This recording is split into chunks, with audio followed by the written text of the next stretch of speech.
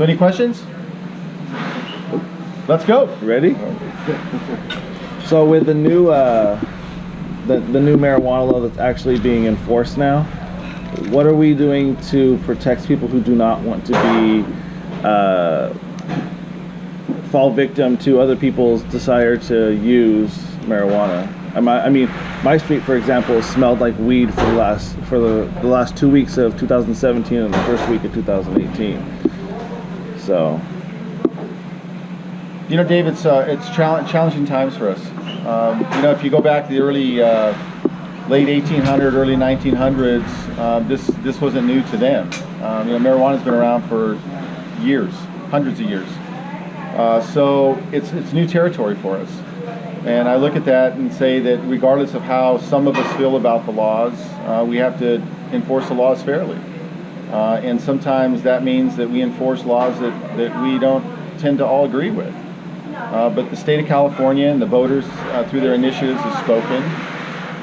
You know, there's cultivation types crime, or of actually legality to that law nowadays.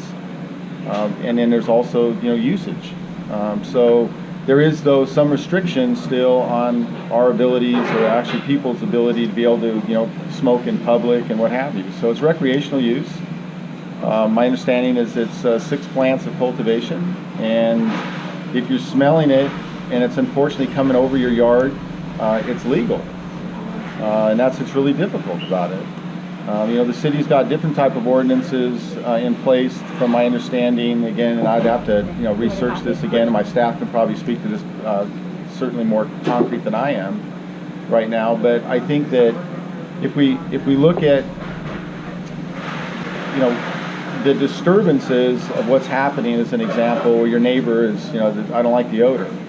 And we can relate that to where, you know, if you're a person that doesn't like the odor of alcohol, and, you know, you smelling that coming from somebody's, you know, property, it's similar. So that's where we're at right now, and it's new. I mean, it's only, this is what, the 9th. This is the 9th, so we're 9 days into this transition. And even though we've been speaking about it, you know, as a state for, you know, ever since the voters spoke, we're in a transition period for us.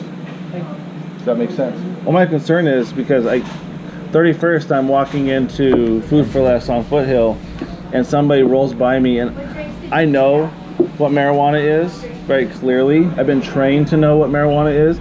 This guy's literally smoking a joint driving through the parking lot, and when I call dispatch, I get told really quickly after being on hold for a while, that's not illegal, and hung up on. Well, it is.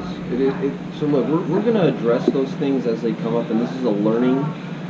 It's going to be a learning game for everybody, and educating our dispatchers, educating our officers, because no different than alcohol, you can't drive around and drink a beer while you're driving on the road. You can't smoke weed while you're driving down the road.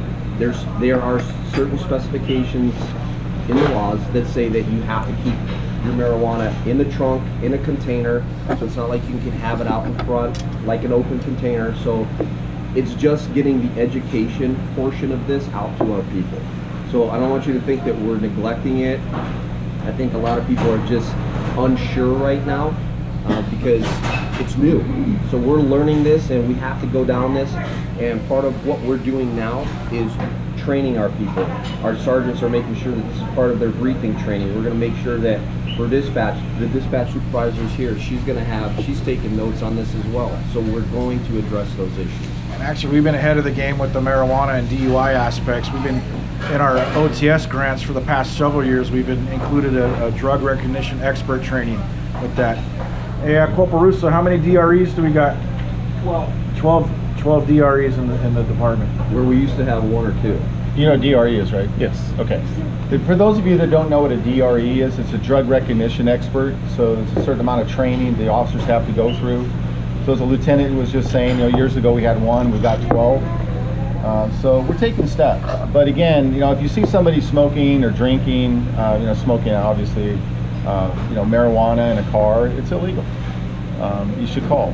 And, you know, if you run into that situation where you're not getting the service you feel you should be getting, and we've got 2 area commanders here. You got, you know, Lieutenant Stella, you've got Lieutenant Smith. That's where those calls should go, Dave.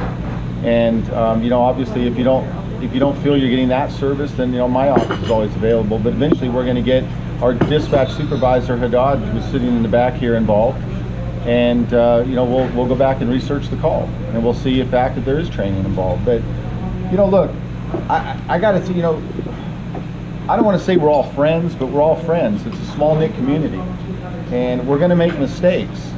And sometimes calls that come into the department are mistakenly reported. They're not, you know, we're not either getting the right information or it's not being reported to us right.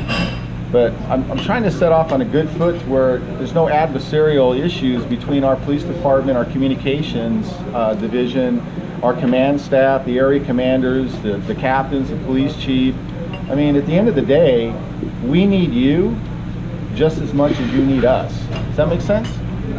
So, you know, when you run into something on the 31st of December and you realize that marijuana technically wasn't illegal, but you see that and you're not getting that service, we don't need to wait until the 9th to have it discussed at something like this. That's what the area commanders are for. And remember, we initiated this area command how many years ago? When I was here back in 2006 is when we initiated area command. And we refined that due to our staffing limitations, but we still have an effective means to get citizens' concerns addressed, not just at those 2 meetings that occur, you know, every quarter. Does that make sense?